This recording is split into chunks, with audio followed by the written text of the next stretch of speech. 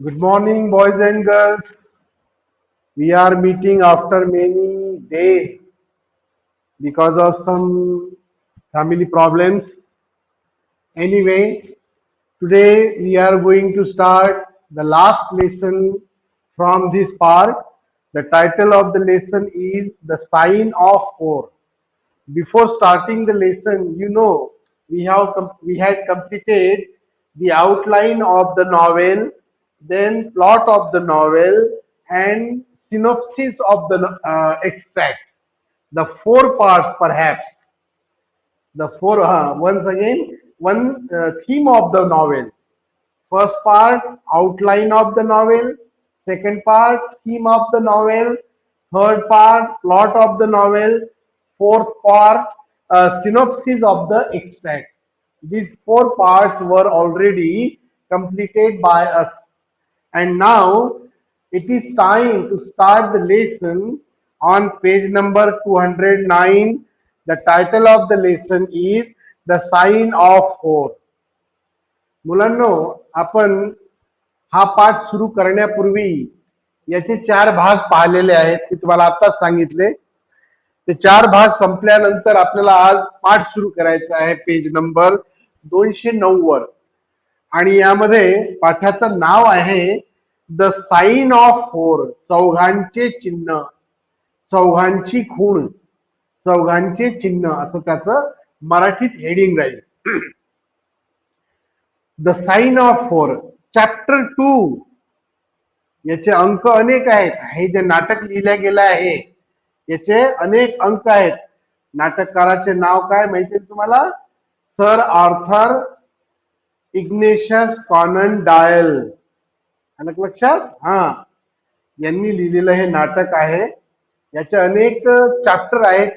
त्यापैकी हे दोन चॅप्टर आपल्या अभ्यासाला त्यांनी घेतलेले आहेत. Chapter number 2, chapter number 3. chapter number 2 and chapter number 3 have been included as in this lesson. या पाठामध्ये हे दोन भाग, दोन चॅप्टर समाविष्ट केलेले आहेत त्यांनी, चॅप्टर नंबर 2 आणि चॅप्टर नंबर 3. तर चला सुरू करूया. पाठ सुरू करण्यापूर्वी तुम्हाला एक थोडीशी त्याची सेंट्रल आयडिया देऊ इच्छितो. यामध्ये जे प्रमुख पात्र आहे ते आहे doctor Sherlock Holmes. Doctor Sherlock Holmes हे गुप्तहेर आहेत. गुप्तहेर म्हणण्यापेक्षा आपण काय म्हणतो त्यांना? शोध लावणारे. एखाद्या गूढ रहस्याचा शोध लावण्याचं काम डॉक्टर होम्स करतात. आणि त्यांचे एक पार्टनर आहे.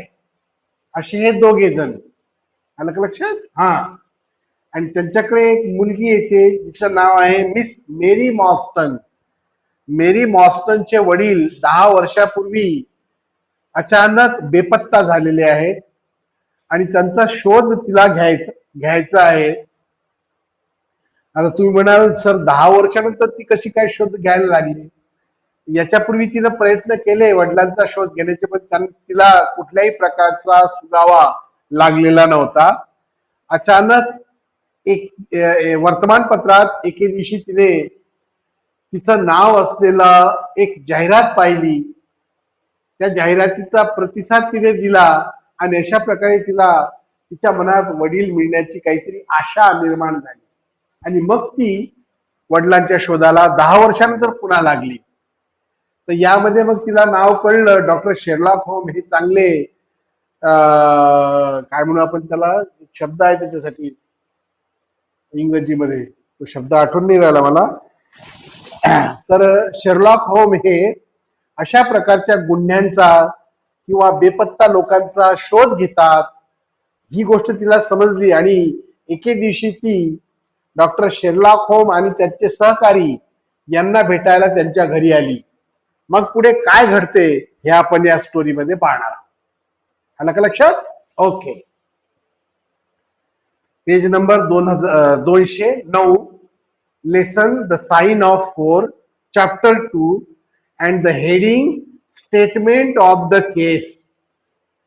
स्टेटमेंट म्हणजे प्रस्तावना, केस म्हणजे घटना. या घटनेची प्रस्तावना हा पहिला भाग चॅप्टर 2 मध्ये आपण पाहणार आहोत. म्हणजे घटना कशी घडली, डॉक्टर कॅप्टन मॉर्स्टन हे अदृश्य कसे झाले, बेपत्ता कसे झाले, याची जी पार्श्वभूमी आहे, याची जी प्रस्तावना आहे ती समजून घेणे महत्वाचे आहे. म्हणून पहिला पार्ट जो दिला आहे चॅप्टर 2 मध्ये तो म्हणजे स्टेटमेंट ऑफ द केस, म्हणजे या घटनेची प्रस्तावना. स्टेटमेंटचा अर्थ प्रस्तावना आणि केस म्हणजे घटना. ओके, सगळे तयार, लक्षात आली पार्श्वभूमी. चला सुरू करतोय पाठ. Miss Morstan entered the room with a firm step and an outward composure of manner. एके दिवशी कुमारी मेरी मॉर्स्टन ही डॉक्टर शेरलॉक होमच्या ऑफिसमध्ये ठामपणे आत्मविश्वासाने शिरली आणि त्या कॅबिन मध्ये जिथे डॉक्टर मॉर्स्टन आणि त्यांचे मित्र डॉक्टर शेरलॉक होम आणि त्यांचे मित्र बसलेले होते, त्या खोलीमध्ये Miss Morstan enter the room with firm step, न घाबरता, न डगमगता, पक्क्या निर्धाराने, पक्का मनाचा निर्धार करून ती त्या खोलीत शिरली. And an outward composure of manner, तिच्या मनात आत्मविश्वास होता. कशाचा आत्मविश्वास होता? की शेरलॉक होम आपल्या बेपत्ता वडिलांचा काही ना काही सुगावा लावतील, या आत्मविश्वासाने ती त्यांच्या कॅबिन मध्ये शिरली. She was a young lady, small, dainty, well glowed and dressed in the most perfect taste. Miss Mary Morstan ही दिसायला कशी होती? She was a young lady, ती अशी अतिशय तरुण स्त्री होती. स्मॉल, ठेंगणीशी, डेंटी, सुंदर, वेल ग्लोड, चमकदार, वेल ग्लोड, चांगला ड्रेस घातलेली, and dressed in the most perfect taste, आणि व्यवस्थितपणे ड्रेस परिधान केलेली ती स्त्री दिसणाऱ्याला सुंदर, तरुण, ठेंगणीशी आणि व्यवस्थित कपडे घातलेली त्यांच्या कॅबिन मध्ये शिरली. There was however a plainness and simplicity about her costume. तिचा पोशाख, तिचा ड्रेस पाहून तिच्या सौम्यपणा आणि तिच्या साधेपणाची कल्पना येत होती. म्हणजे तिचे राहणीमान साधे होते, साधे सिंपल होते, असे तिच्या कपड्यावरून डॉक्टर शेरलॉक होम आणि त्यांच्या मित्रांना तिची कल्पना आली.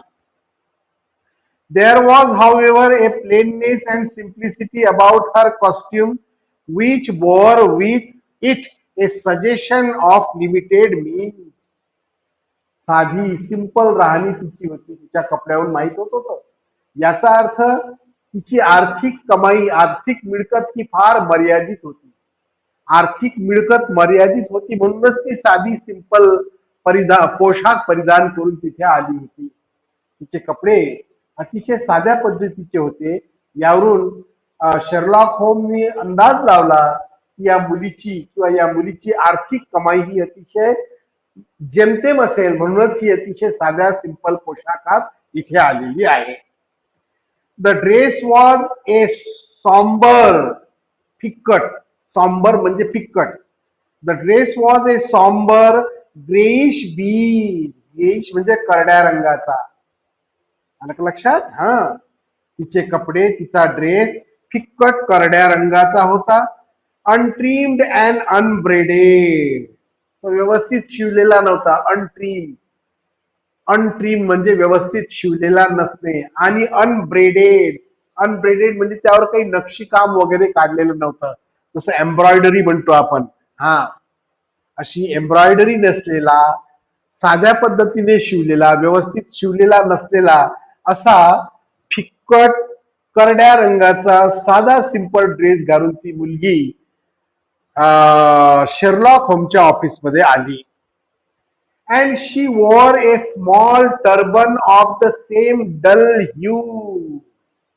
तिच्या डोक्यावर एक छोटीशी टोपी होती, रंगीत निस्तेज रंगाची.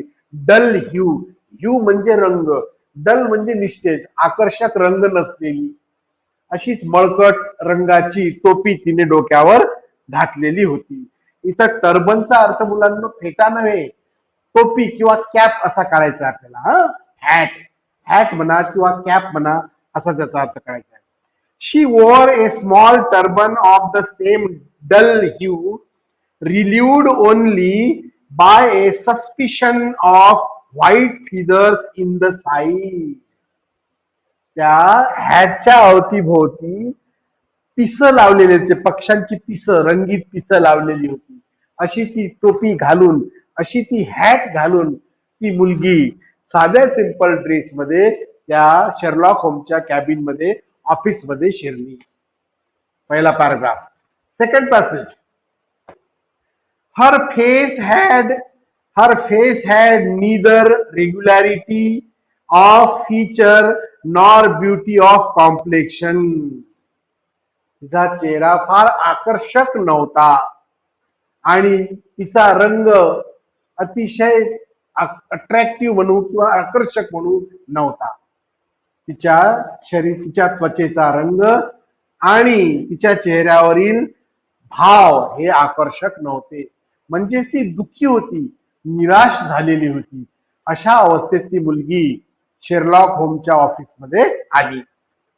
हर फेस, तिचा चेहरा, her face had neither regularity of feature nor beauty of complexion but her expression was sweet and amiable. तिचा रंग, तिचा वर्ण जरी आकर्षक नसला, तिचा चेहरा जरी अट्रॅक्टिव्ह किंवा आकर्षक नसला, तरी तिच्या चेहऱ्यावरचे हावभाव फार सुंदर आणि प्रेमळ असे होते. ॲमिएबल म्हणजे प्रेमळ, स्वीट म्हणजे आकर्षक. Her expression was sweet and amiable and her large blue eyes were singularly spiritual and sympathetic.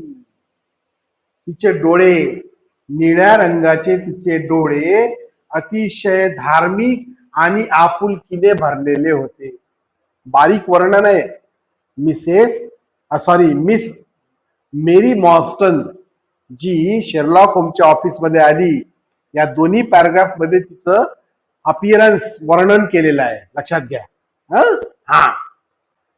Her expression was sweet and amiable and her large blue eyes were singularly spiritual and sympathetic.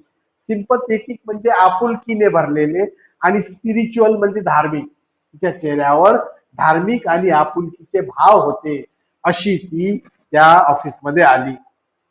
In an experience of women which extends over many nations and 3 separate continents, I have never looked upon a face which gave a clear promise of a refined and sensitive nature. Sherlock होमचे मित्र म्हणजे लेखक त्या ठिकाणी बसलेले होते Sherlock home सोबत. त्यांनी आपली प्रतिक्रिया दिली. काय म्हणाले ते? In an experience of women, स्त्रियांच्या बाबतीत जो मला अनुभव आहे, which extends over many nations and 3 separate continents.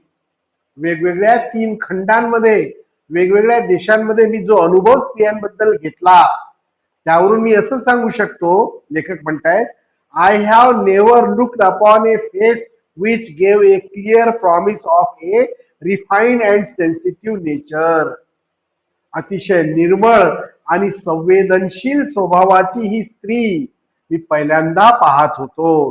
तिच्या चेहऱ्यावर एक विशेष संवेदनशील आणि निर्मळतेचे भाव होते.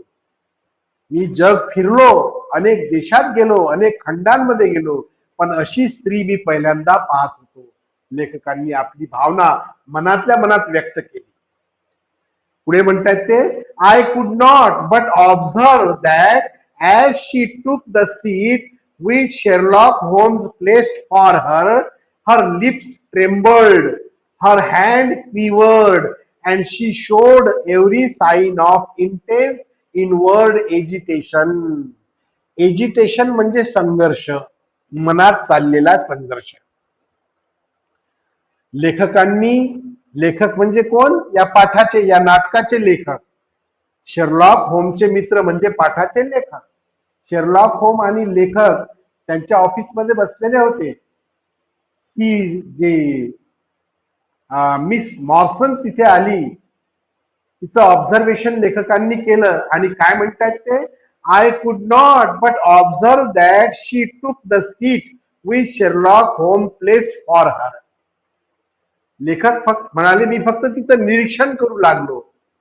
शेरलॉक होमने तिला बसायला खुर्ची दिली, ती त्या खुर्चीवर जाऊन बसली. तेव्हा लेखकांनी तिचं ऑब्झर्वेशन केलं. काय ऑब्झर्वेशन केलं? हर लिप्स ट्रेम्बल्ड, तिचे ओठ थरथरत होते. हर हँड्स क्विवर्ड, तिचे हात सुद्धा थरथरत होते.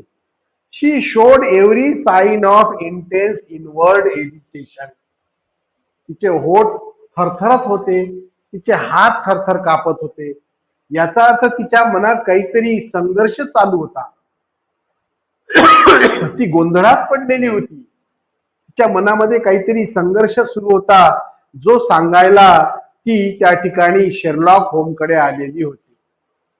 हे सगळं तिचं निरीक्षण लेखकांनी तिथे बसून केलं. मग third passage, I have come to you, ती म्हणाली. I have come to you mister Holmes, she said. ती मुलगी म्हणाली. मुलगी म्हणजे कोण? मिस मॉर्स्टन, मिस मेरी मॉर्स्टन, या पाठाची एक मुख्य पात्र. काय म्हणाली ती होम्सला? I have come to you mister Holmes because you once enabled my employer Mrs Cecil Forrester to unravel a little domestic complications. Mr Holmes, मी तुमच्याकडे माझी एक समस्या घेऊन आलेली आहे. कारण मला माहिती आहे की मी जिथे काम करते त्या घराची मालकीन म्हणजे मिसेस सिसिल फॉरेस्टर यांच्या घरातील एक प्रकरण तुम्ही सोडवलं होतं. मी त्यांच्याकडे काम करते. मी त्यांच्याकडे, कोणाकडे? मिसेस सिसिल फॉरेस्टरकडे मिस मॉर्स्टन काम करते. गव्हर्नेस आहे ती तिथे, लहान मुलांचं संगोपन करणारी स्त्री. तिला म्हणतात गव्हर्नेस. तर ही जी मिसेस मॉर्स्टन आहे, मिसेस मॉर्स्टन ही मिसेस सिसिल फॉरेस्टरच्या घरी गव्हर्नेसचं काम करते. आणि तिने एक अनुभव घेतलेला आहे की मिसेस सिसिल फॉरेस्टरच्या घरात एका घरगुती केसच्या बाबतीत सोडवण्याचं काम, एक घरगुती केस सोडवण्याचं काम मिस्टर शेरलॉक होमने केलं होतं. त्यामुळे शेरलॉक होमचं नाव मिस मॉर्स्टनच्या लक्षात होतं. म्हणून ती काय म्हणते आल्या आल्या? ती म्हणते, I have come to you mister Holmes because you once enabled my employer. Employer म्हणजे मालकीन, घर मालकीन. My employer Mrs Cecil Forrester to unravel a little domestic complication. Unravel म्हणजे सोडवणे, कॉम्प्लिकेशन म्हणजे गुंतागुंतीची केस, डोमेस्टिक म्हणजे घरगुती. मिस्टर होम्स, मी तुमच्याकडे यासाठी आली की तुम्ही माझ्या घरमालकींची एक गुंतागुंतीची केस सोडवली होती, ते मला माहिती आहे. म्हणून मी माझी एक गुंतागुंतीची केस घेऊन तुमच्याकडे आलेली आहे. असं कोण म्हणाली? Mrs Morstan. She was much impressed by your kindness and skill. Cecil Forrester, Cecil Forrester was much impressed by his kindness and skill. Mr. Holmes, Mr. Sherlock Holmes' skill आणि त्यांच्या कामाचं कौशल्य पाहून मिसेस सिसिल फॉरेस्टर खूप खुश झाल्या होत्या. आणि मी सुद्धा पाहिलं होतं की तुम्ही त्यांची गुंतागुंतीची केस सोडवली होती आणि अशीच गुंतागुंतीची केस घेऊन मी तुमच्याकडे आज रोजी आलेली आहे, असा आपला परिचय देत मिस मॉर्स्टनने मिस्टर होम्सला आपली गोष्ट येण्याचं कारण सांगितलं. पुढचा passage number 4. Mrs Cecil Forrester ही रिपीटेड थॉटफुली. सिसिल फॉरेस्टरचं नाव ऐकून मिस्टर होम्स विचारात पडले. आपल्या डोक्यावर ताण देत ते म्हणाले, Mrs Cecil Forrester, I believe that I was of some slight service to you. हो, मला आठवते मी तिची थोडी मदत केली होती, मला असं वाटते. कोण म्हणाले? मिस्टर शेरलॉक होम. मिस्टर शेरलॉक होमच्या समोर जेव्हा मिस मॉर्स्टनने सिसिल फॉरेस्टरचं नाव सांगितलं तेव्हा त्यांनी थोडस आठवण घेत आठवलं, तो प्रसंग आठवण्याचा प्रयत्न केला की ज्यावेळी त्यांनी सिसिल फॉरेस्टरचा घरगुती एक समस्या सोडवली होती. आणि म्हणून ते काय म्हणतात? Yes, I believe that I was of some slight service to her. हो, मला आठवते मिसेस सिसिल फॉरेस्टरची घरगुती अडचण सोडवण्यासाठी मी त्यांची थोडी मदत केली होती. The case, however, as I remember it, was a very simple one. हो, मला आठवते त्यांची केस, त्यांची ही समस्या फार साधी, फार सोपी होती. मी त्यांची समस्या लवकरच सोडवली होती. बरोबर आहे तुमचं म्हणणं मिसेस मॉर्स्टन, तुम्ही जे म्हणताय ते बरोबर आहे. कारण सिसिल फॉरेस्टर या मॅडमची एक गुंतागुंतीची घरगुती केस मी सोडवली होती, पण ती साधी सिंपल होती. हे ऐकल्यावर ही काय म्हणते मिस मॉर्स्टन, ती म्हणते, she did not think so, but at least you cannot say the same of my. तुम्ही तिच्या केसला साधी सिंपल म्हणतायत, परंतु कमीत कमी माझ्याबद्दल असा विचार करू नका. कोण म्हणताय? Miss Morstan, miss Mary मॉर्स्टन mister Sherlock होमला म्हणते की तुम्हाला मिसेस सिसिल फॉरेस्टरची केस सोपी वाटली होती, पण माझ्या बाबतीत असं होणार नाही. मी जी केस तुमच्याकडे घेऊन आलेली आहे ही अतिशय गुंतागुंतीची केस आहे. She did not think so, but at least you cannot say the same of mine. I can hardly imagine anything more strange, more utterly unexplicable than the situation in which I find myself. पण माझी केस mister Sherlock home एवढी सोपी नाही जेवढी तुम्ही समजताय. कमीत कमी माझ्या केसला एवढं सोपं समजू नका. आय कॅन हार्डली इमॅजिन, मला तर कल्पनेच्या बाहेरची वाटते ही माझी केस. एनिथिंग मोर स्ट्रेंज, मोर अटरली इनएक्सप्लिकेबल. फार रहस्यमयी केस आहे माझी. इनएक्सप्लिकेबल, रहस्यमय, मिस्टेरियस. इनएक्सप्लिकेबलला सिमिलर वर्ड काय द्यायचा? मिस्टेरियस. माझी केस फार गुंतागुंतीची, फार रहस्यमयी अशी आहे. Than the situation in which I find myself. ही केस एवढी गुंतागुंतीची आणि रहस्यमय झालेली आहे की मला काही सुचून राहिलेलं नाही. म्हणून शेरलॉक होम्स साहेब, मिस्टर होम्स, मी तुमच्याकडे ही केस घेऊन आलेली आहे. सिसिल फॉरेस्टर सारखी माझी केस सोपी. तर अशा प्रकारे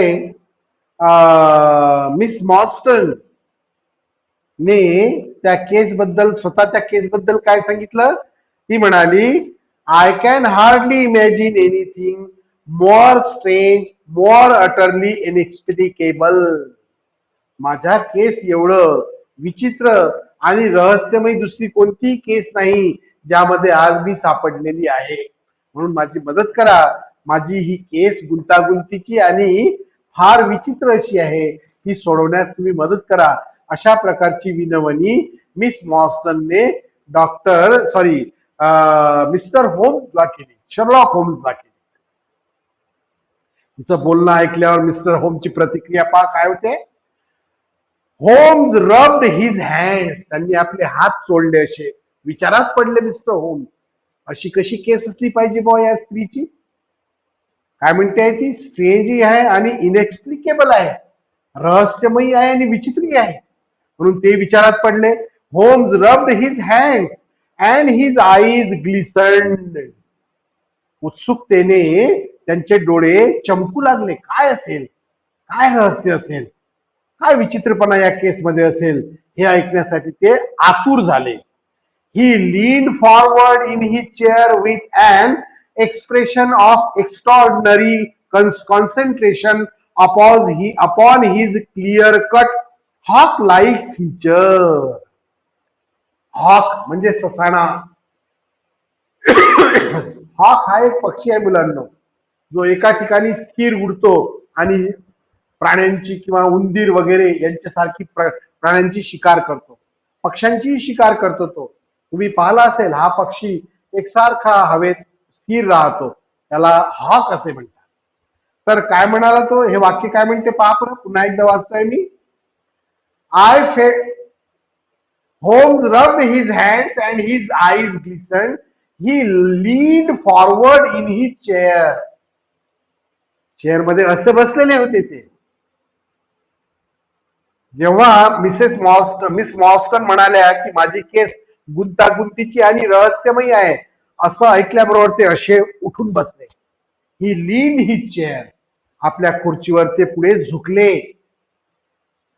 With an expression of extraordinary concentration upon his clear-cut hawk-like feature.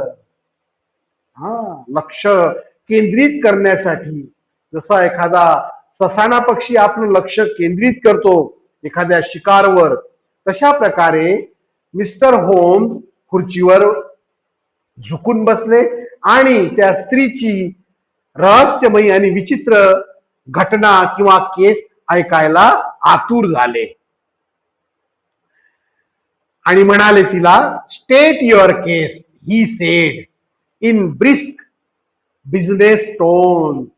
अतिशय उत्साहात, अतिशय आतुरतेने मिस्टर होम्स मिस मॉर्स्टनला म्हणाले, स्टेट युअर केस, तुमची केस सांगा बरं, काय आहे, अशी कशी रहस्यमय आहे, अशी कशी विचित्र आहे, तुमची केस सांगा. आणि असं बोलून ते मिस मॉर्स्टनची केस ऐकायला आतुर झाले. तेवढ्यात लेखक तिथं बसलेले होते. म्हणजे कॅबिन मध्ये किती लोक होते, तिघ. एक मिस मॉर्स्टन, दुसरे मिस्टर शेरलॉक होम, तिसरे द रायटर, लेखक स्वतः. मग आता लेखकांची प्रतिक्रिया काय होते. I felt that my position was an embarrassing one. ती स्त्री कोण, मिस मॉर्स्टन, मिस्टर होम्सला आपली आत्मकथा, आपली स्टोरी सांगणार आहे. पण तिथं तिराईत माणूस बसलेला आहे, लेखक. त्यांना वाटलं आपलं इथं बसणं बरोबर नाही, या दोघांमधलं काय रहस्यमय गोष्टी होतात ते आपण कशाला ऐकायचे. त्यामुळे संकोच म्हणून, आपली एक माणुसकी म्हणून ते तिथून जायला उठले. I felt that my position was an embarrassing one. माझं तिथं बसणं योग्य नव्हतं असं मला वाटलं, म्हणून मी काय केलं. You will, I am sure, excuse me, I said, rising from my chair. लेखक आपल्या खुर्चीवर उठत म्हणाले, मला माफ करा, तुम्ही दोघ जण आपसात बोला, मी चलतो, मी येतो. असं म्हणून लेखक आपल्या खुर्चीवरून जायला उभे राहिले. त्यावर तिने काय केलं, त्या स्त्रीने, To my surprise, the young lady held up her gloved hand to detain me. Gloved hand, तिच्या हातामध्ये ग्लोव्ह घातलेले होते. आपल्या हाताने ती मला असं इशाऱ्याने म्हणाली, बसा बसा बसा, जाऊ नका तुम्ही, असा बसा, असा इशारा करत ती तिने लेखकांना खुर्चीत बसवले पुन्हा. The young lady held up her gloved hand to detain me. Detain म्हणजे पुन्हा बसवणे. And said, if your friend, she said, would be good enough to stop, he might be of inestimable service to me. I relapsed into my chair. काय म्हणाली ती miss मॉस्टन म्हणाली, if your friend, कोणाला म्हणाली ती? मिस्टर होम्सला म्हणाली, if your friend would be good enough to stop, जर तुमचे मित्रही इथं थांबले तर काय होईल? He might be of inestimable service to me, मलाही त्यांची अमूल्य मदत मिळू शकेल, म्हणून तुम्ही जाऊ नका, तुम्हीही बसा, असं म्हणून त्या मिस मॉस्टनने लेखकांनाही खुर्चीवर बसवले. तिचा इशारा प्राप्त होताच लेखक पुन्हा आपल्या खुर्चीत बसले. म्हणजे आता त्या कॅबिन मध्ये किती लोक आहेत रे? एक मिस मॉस्टन, मिस मेरी मॉस्टन, दुसरे mister Sherlock home the detective, detective हा शब्द आहे त्याच्यासाठी मुलांना, the detective and the writer, तिघे जण तिथे बसलेले आहेत. आता ती आपली कथा, आपली स्टोरी सांगते आहे, पहा नीट. ब्रीफली शी कंटिन्यूड, थोडक्यात ती सांगू लागली. द फॅक्ट आर दीज, ही गोष्ट अशी आहे, असं म्हणून ती पुढे बोलली. My father was an officer in an Indian regiment who sent me home when I was quite a child. माझे वडील भारतीय सैन्यामध्ये कोण होते? एक अधिकारी होते, officer. My father was an officer in an Indian regiment who sent me home when I was quite a child. लेखक म्हणतो मिस मॉस्टन आणि तिचे वडील म्हणजे कोण? मॉस्टन, काय नाव होतं त्यांचं? मेरी मॉस्टन आणि कॅप्टन मॉस्टन, आहे की नाही? हा, तर कॅप्टन मॉस्टन हे भारतीय सैन्यामध्ये, जे इंग्रजांचं भारतीय सैन्य होतं, ही घटना कधीची आहे मुलांना? जेव्हा इंग्रजांची सत्ता भारतावर होती, आलं का लक्षात? हा, त्यावेळेस ब्रिटिश मिलिटरीमध्ये, ब्रिटिश सैन्यामध्ये जे भारतात तैनात झालेलं होतं, त्या सैन्यामध्ये मिस्टर मॉस्टन म्हणजे मेरी मॉस्टनचे वडील एक मोठे अधिकारी होते.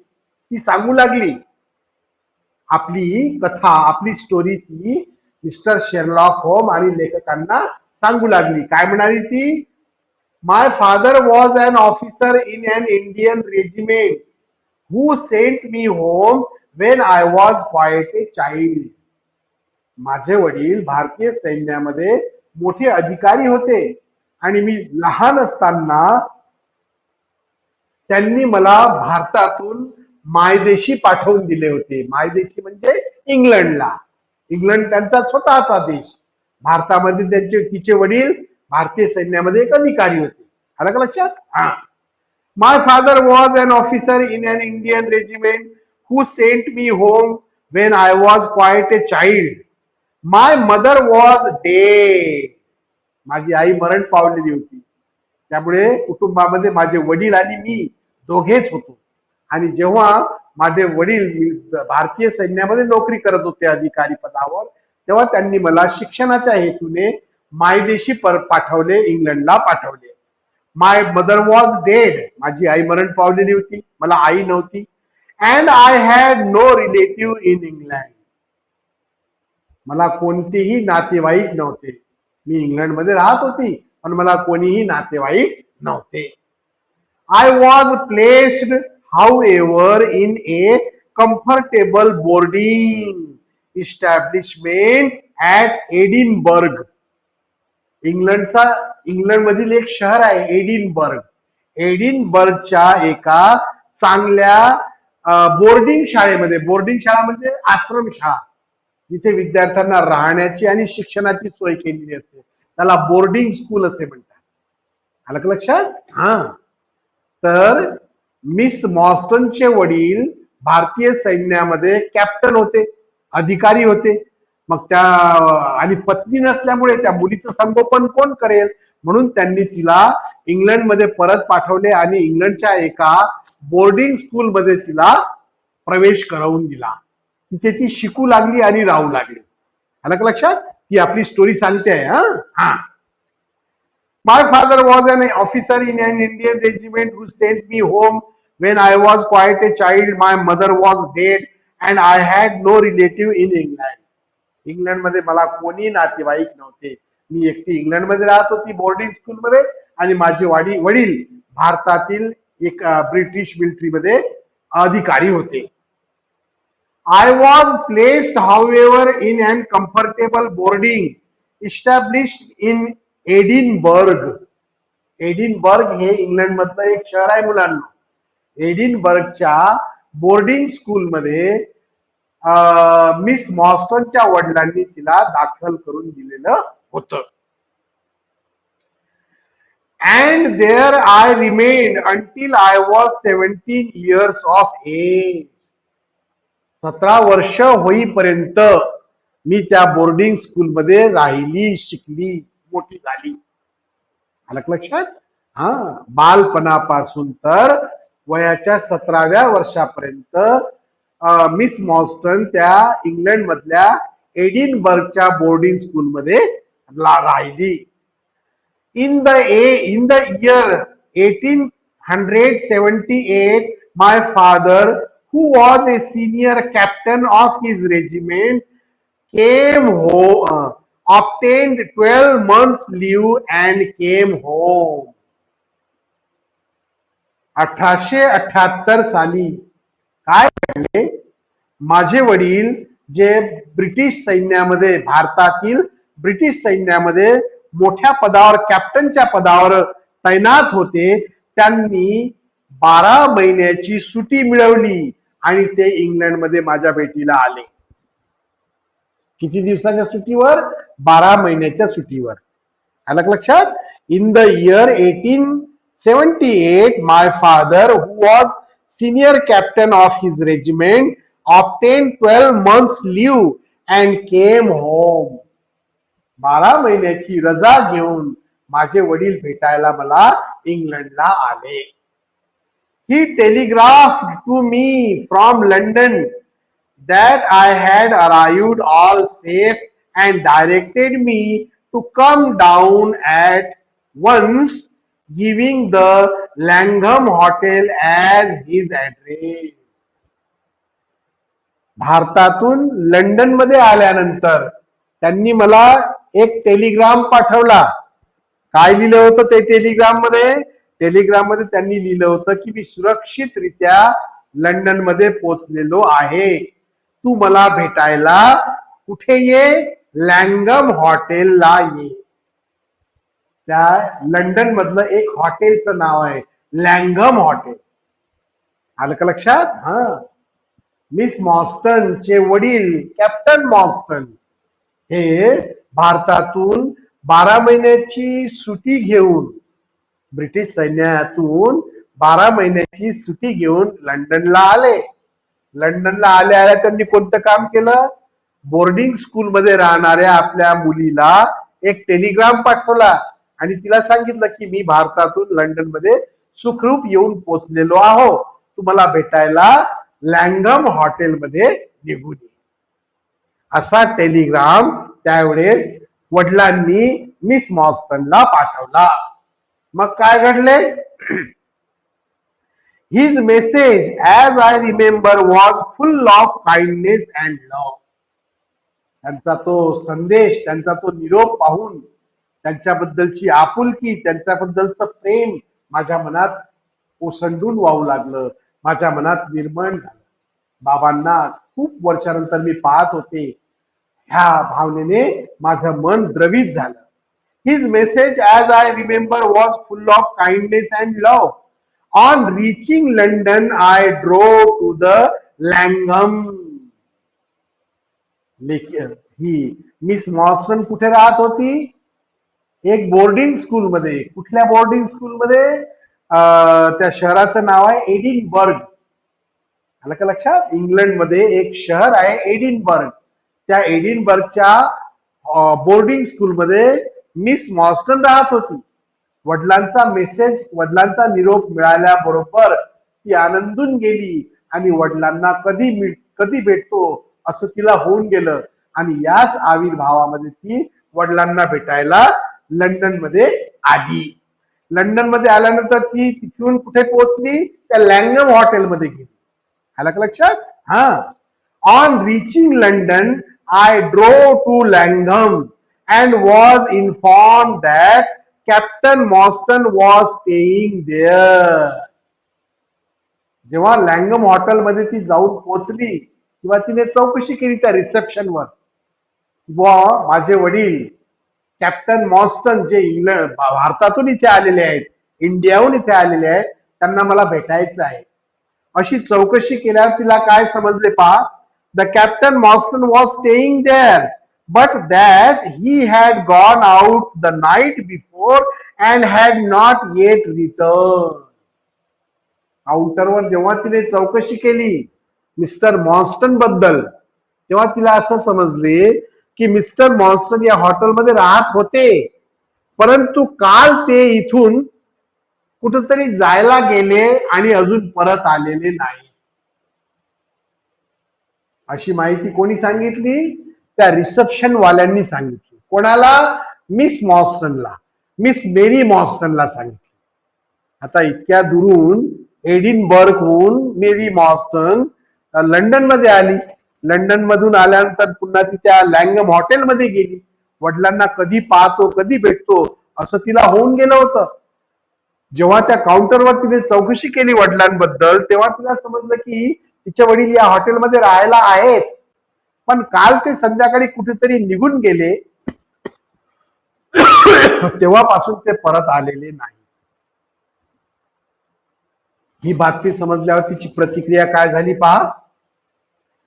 On reaching London I drove to Langham and was inform that Captain Morstan was staying there but that he had gone out the night before and had not yet return. I waited all day without news of him. मी दिवसभर त्या हॉटेलवर त्यांची वाट पाहत थांबले. Miss मॉस्टन, miss Mary मॉस्टन त्या हॉटेलवर दिवसभर वडिलांची वाट पाहत थांबल्या. मग that night on the advice of the manager of the hotel I communicated with the police. शेवटी दिवस मावळला, संध्याकाळ झाली, रात्र झाली, तेव्हा हॉटेलच्या मॅनेजरने, हॉटेलच्या व्यवस्थापकाने मला पोलिसात जाण्याचा सल्ला दिला.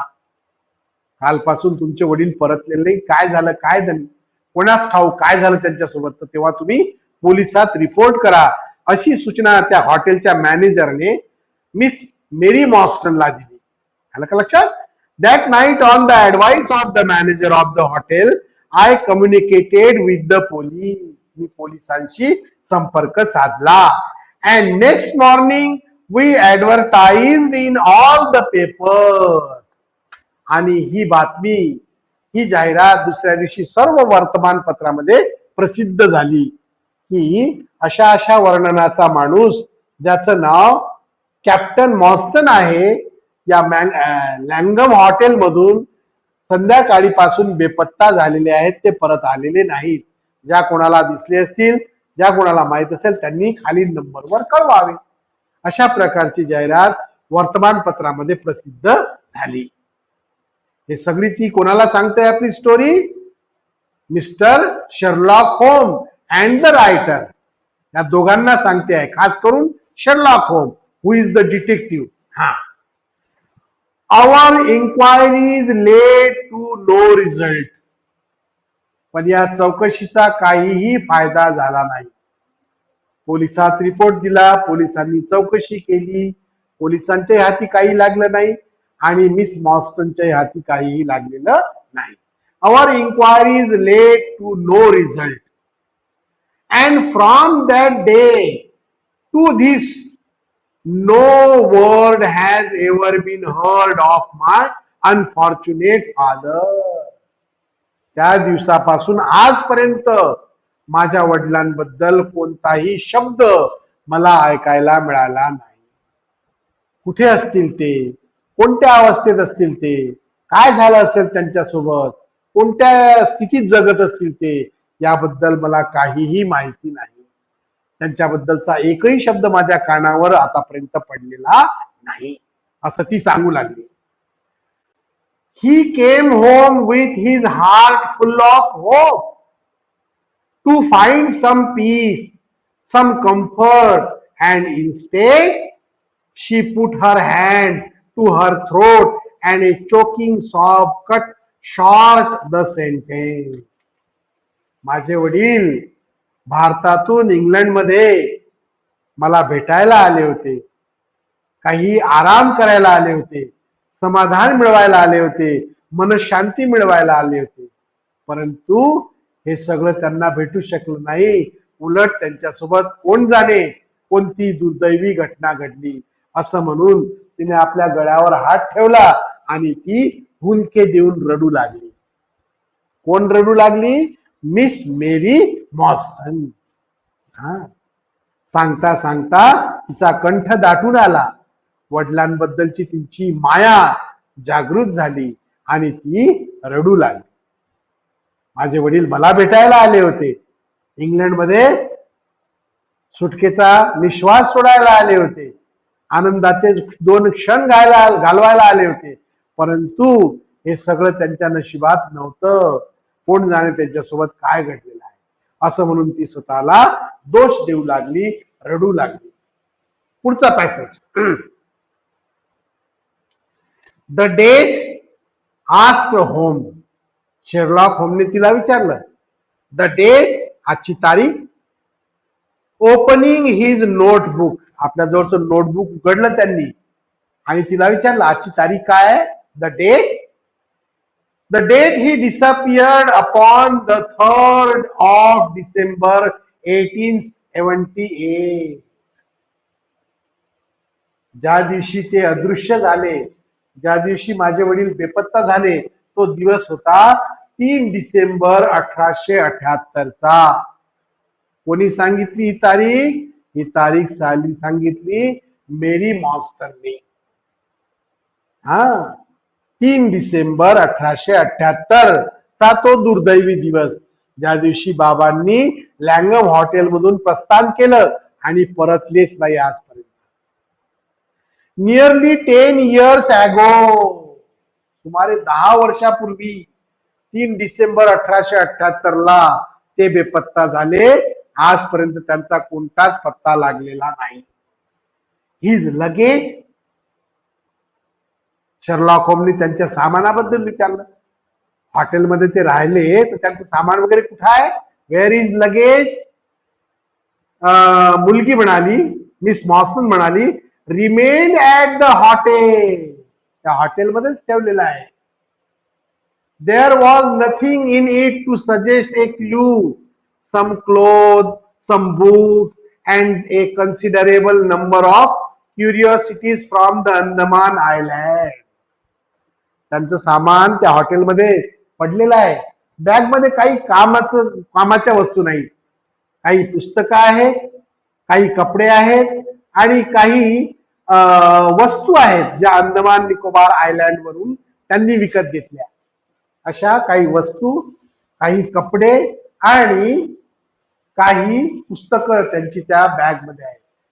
तुम्हाला काही फायदेशीर ठरेल असं कोणताही क्लू त्यांच्या बॅग मध्ये नाही, असं मुलगी त्यांना सांगू लागली.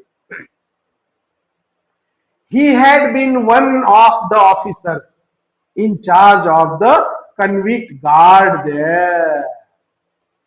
He had been one of the officers in charge of the convict guard there.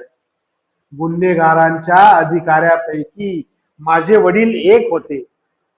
गुन्हेगारांवर लक्ष ठेवणारे जे अधिकारी होते त्यापैकी एक माझे वडील होते, जे त्या ब्रिटिश सैन्यामध्ये गुन्हेगारांवर किंवा अपराध्यांवर लक्ष ठेवण्याचं काम करत होते. परंतु त्यांचा कुठलाही थांग पत्ता लागलेला नाही. Had he any friends in town.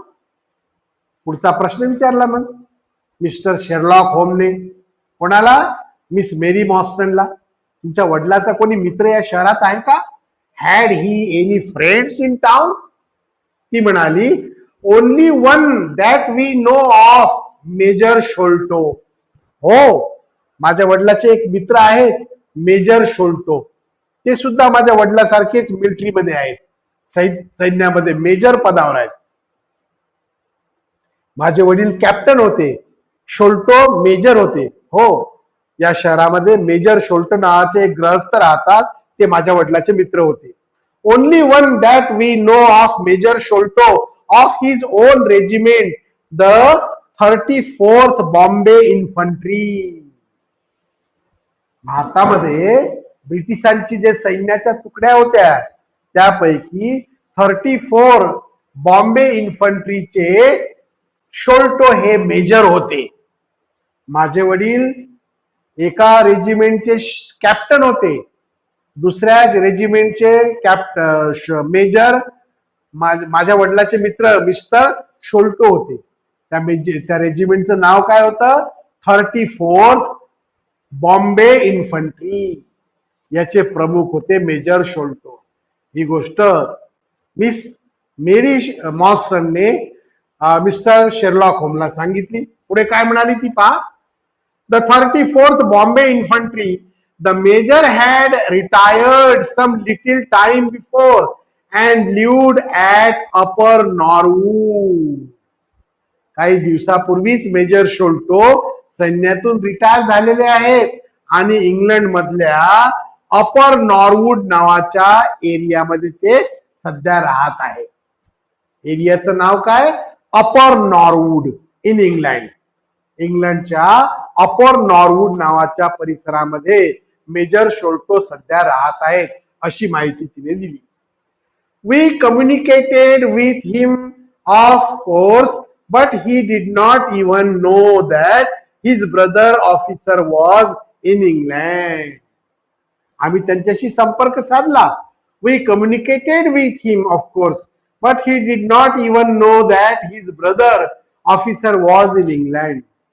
आम्ही त्यांच्याशी अनेक वेळा संपर्क साधला, पण त्यांना ही गोष्टच माहित नव्हती की त्यांचा एक मित्र कॅप्टन मॉस्टन हे इंग्लंडमध्येच राहतात किंवा त्यांची मुलगी सुद्धा इंग्लंडमध्ये राहते, याची कल्पना त्यांना नव्हती.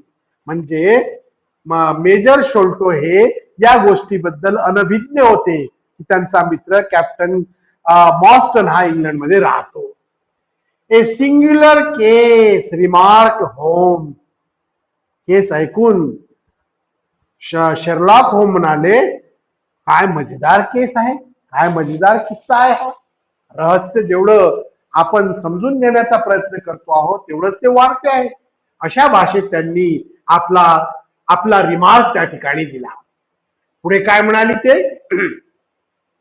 I have not yet describe to you miss Mary Morstan. पुढे सांगते आणखी, तिची स्टोरी अजून संपलेली नाही. इथपर्यंत तिने सांगितलंय, आणखी दुसरा भाग ती सांगते या स्टोरीचा. काय म्हणते ती? I have not yet described to you the most singular part. Singular म्हणजे विचित्र. या स्टोरीचा आणखी एक विचित्र पार्ट मी तुम्हाला अजून सांगितलेला नाही, असं म्हणून ती पुढे सांगू लागली. About 6 years ago, to be exact, upon the 14th May 1882, an advertisement appeared in the Times asking for the address of Miss Mary Mostyn and stating that it would be to her advantage to come forward. काय म्हणाली? या स्टोरीचा एक दुसरा भाग मी तुम्हाला अजून सांगितलेला नाही, असं म्हणत ती पुढे बोलली की 4 मे 1882 ला वर्तमानपत्रामध्ये एक जाहिरात प्रसिद्ध झाली होती आणि त्या जाहिरातीत असं सांगितलेलं होतं की miss Mary Morstan and stating that it would be to her advantage to come forward.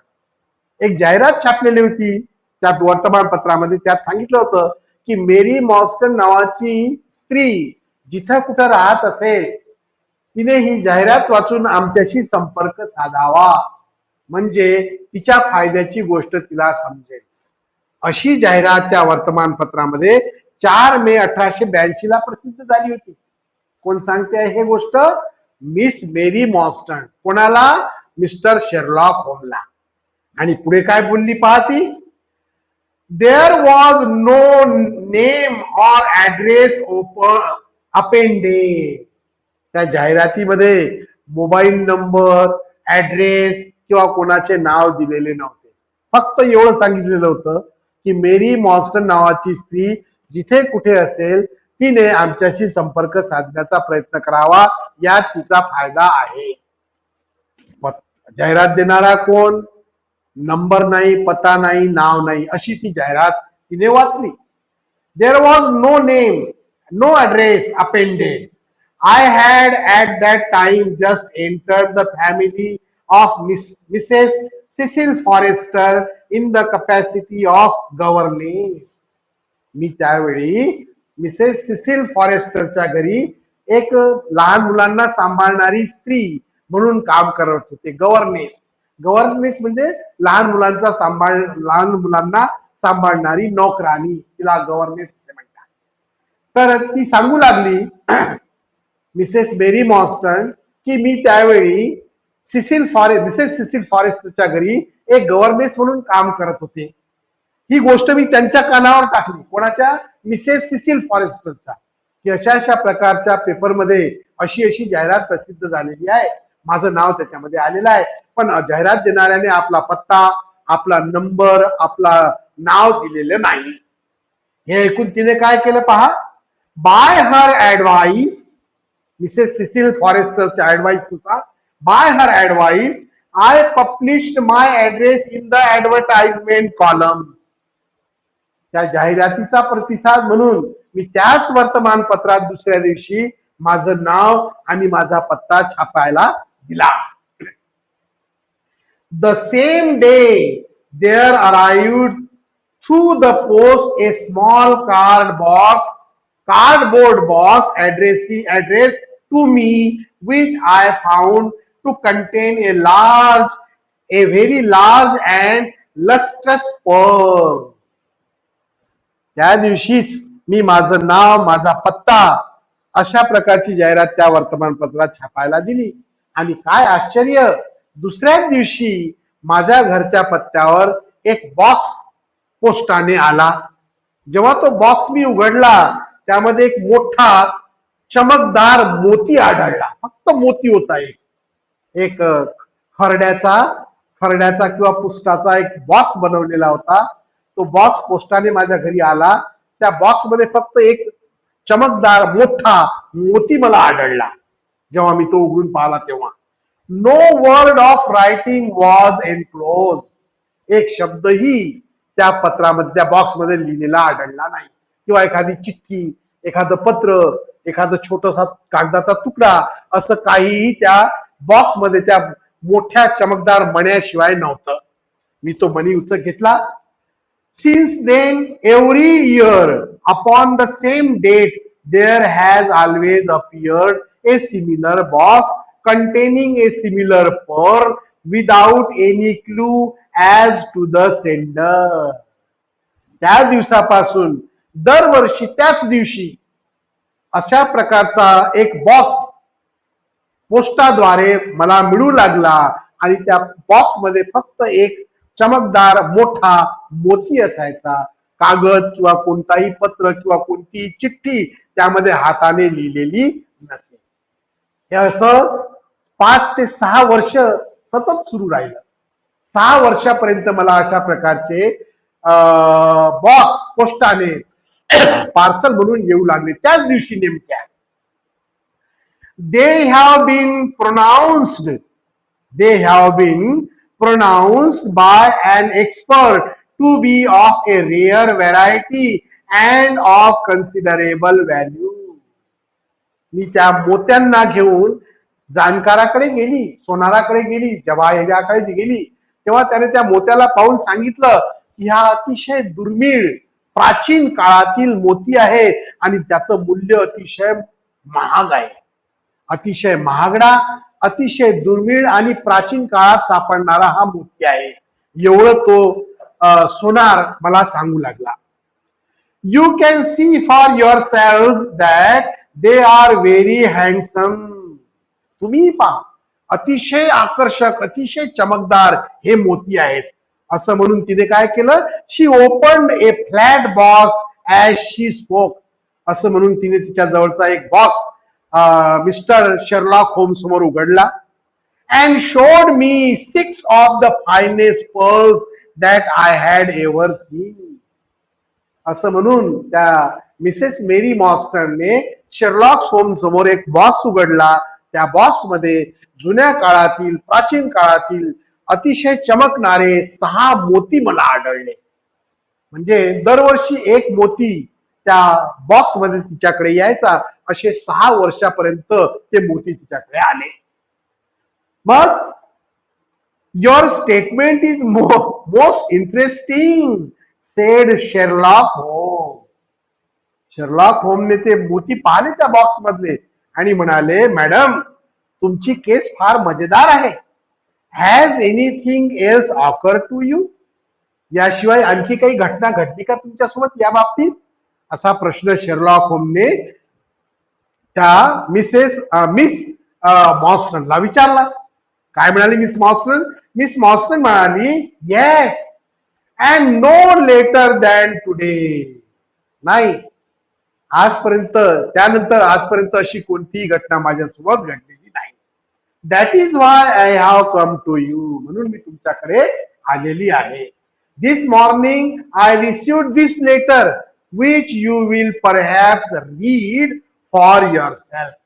आणि आज पहिल्यांदा हे पत्र आलंय माझ्याकडे, म्हणून हे पत्र घेऊन मी तुमच्याकडे आलेली आहे. वाचा बरं हे पत्र, काय म्हणते या पत्रामध्ये. असं म्हणून तिने आपल्या जवळचं ते पत्र मिस्टर शेरलॉक होमकडे दिलं. शेरलॉक होमने पत्र घेतलं आणि म्हणाले, thank you said Holmes. The envelope too please. तो लिफाफाही द्या माझ्याकडे, ज्यामध्ये हे पत्र तुम्हाला आलेलं आहे ना.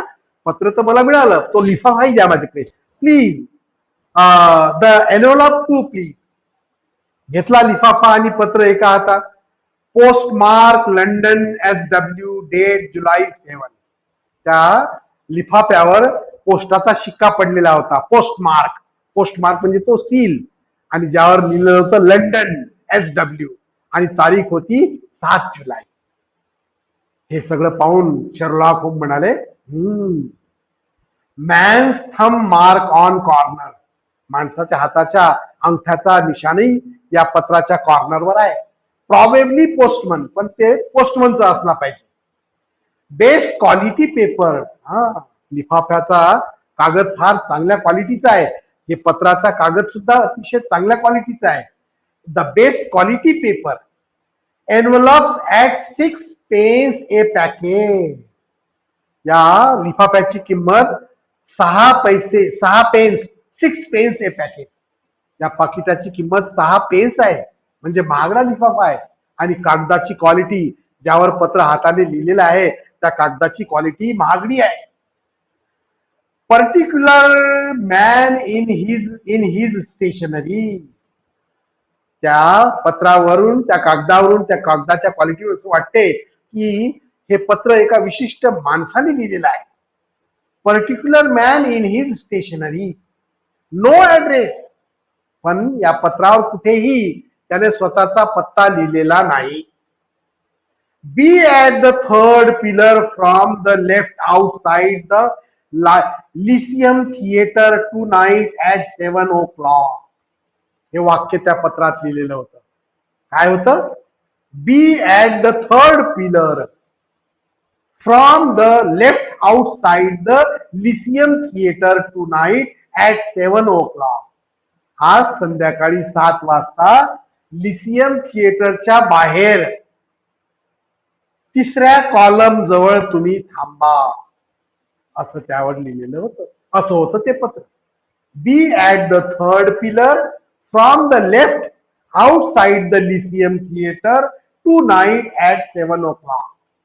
आज संध्याकाळी 7 वाजता लिसियम थिएटरच्या बाहेर डाव्या बाजूला 3ऱ्या कॉलम जवळ तुम्ही उभे राहा, असा निरोप त्या पत्रात पाठवणाऱ्याने दिलेला होता. त्याचा पत्ता, नाव कुठेच नव्हतं. If you are distrustful being to friends. Distrustful म्हणजे अविश्वास. जर तुमचा माझ्यावर विश्वास नसेल जर तुमचा अविश्वास असेल माझ्यावर तर 2 मित्र तुम्ही सोबत घेऊन येऊ शकता, अशी ही सूचना त्या पत्रात होती. If you are distrustful, bring 2 friends. You are a wronged woman and shall have justice. तुझ्यासोबत फार अन्याय झालेला आहे आणि तुला यामुळे आता न्याय मिळेल, म्हणून मी जे सांगतो त्यानुसार तू कर. Do not bring police. पोलिसांना मात्र आणू नको, पोलिसांना सूचित करू नको, नाहीतर तुझा फायदा होणार नाही, अशी सूचना, अशी धोक्याची सूचना सुद्धा त्यामध्ये दिलेली होती. If you do, all will be in Wien. आणि जर पोलिसांना सूचना दिली किंवा पोलिसांना तू आणलं तर सगळं काही व्यर्थ होईल. आलं का लक्षात? हा, आणि शेवटी त्याने खाली लिहिलं होतं, युअर अननोन फ्रेंड, तुझा अज्ञात मित्र, असा पत्र त्यामध्ये लिहिलं. Well, really this is a very pretty little mystery. What do you intend to do, miss Morstan? हे सगळं पत्र वाचल्यावर मिस्टर शेरलॉक होम मिस मॉर्स्टनला म्हणाले, ठीक आहे, really this is a very pretty little mystery. खरोखर हे एक रहस्यमय स्टोरी आहे गड्या. What do you intend to do, miss Morstan? Miss Morstan, मग आता तुम्ही काय करायचं ठरवलं? जायचं का त्याला भेटायला संध्याकाळी 7 वाजता? काय ठरवलं तुम्ही? पोलिसांना सूचना द्यायची की नाही द्यायची? काय कसं? हा प्रश्न मिस्टर शेरलॉक होमने मिस मॉर्स्टनला विचारला. काय म्हणाली मिस मॉर्स्टन? मिस मॉर्स्टन म्हणाली, that is exactly what I want to ask you. हेच तर मला तुम्हाला विचारायचं आहे मिस्टर शेरलॉक होम. काय करू मी? त्याला भेटायला जाऊ की नाही जाऊ? पोलिसांना सूचना देऊ की न देऊ? काय सांग, तुमचं काय मत आहे याच्यावर? मला तुमची सल्ला पाहिजे, त्यासाठी मी तुम्हाला भेटायला आली. Then we shall most certainly go. Sherlock होम म्हणाले, ठीक आहे, मग आपण तिघही जाऊया आज. ते म्हणतात ना, 2 मित्र घेऊन या, माझ्यावर विश्वास नाही देतात. आम्ही दोघं आहोत, मग मी आणि माझा मित्र आणि तुम्ही स्वतः, आपण तिघही त्यांना भेटायला आज जाऊया. Then we shall most certainly go, you and I and yes, why, doctor Watson is the very man. Doctor Watson माझ्यासोबत येतील. Doctor Watson is the friend of Sherlock होम. डॉक्टर वॅटसन, मी आणि तुम्ही, आपण तिघही त्याला भेटायला जाऊ. You and I and yes, why, doctor Watson is the very man. Your correspondent says 2 friends. तुम्हाला पत्र पाठवणारा जो आहे, करस्पॉन्डंट, सेंडर, त्याने म्हटलंय की 2 मित्र घेऊन या, आहे की नाही? Your correspondent says 2 friends, he and I have work together before. Doctor वॅटसननी आणि मी याच्या आधी अनेक वेळा असे कामं केलेले आहेत, त्यामुळे आपण तिघं आज त्याला भेटायला संध्याकाळी त्या लिसियम थिएटरच्या बाहेर 3ऱ्या कॉलम जवळ थांबूया. आणि पुढे काय होते, तो येतो की नाही, तो काय म्हणतो, काय पुढची प्रतिक्रिया होते, हे आपण आज त्याला भेटून ठरवूया. असं म्हणून शेरलॉक होम, डॉक्टर वॅटसन आणि मिस मेरी मॉर्स्टन हे तिघेही त्या अननोन फ्रेंडला भेटायला, जो दरवर्षी एक मोती त्या पाकिटात तिला पाठवायचा आणि आज त्याने एक पहिल्यांदा पत्र पाठवलेलं आहे, त्याला भेटायला या तिघांनी जायचं ठरवलं. आता पुढे काय होते हे आपण उद्याच्या पिरियडला पाहू मित्रयो. तोपर्यंत तुम्ही आजचा भाग हा वाचून ठेवा. Remaining part in the next period. Until then, goodbye and good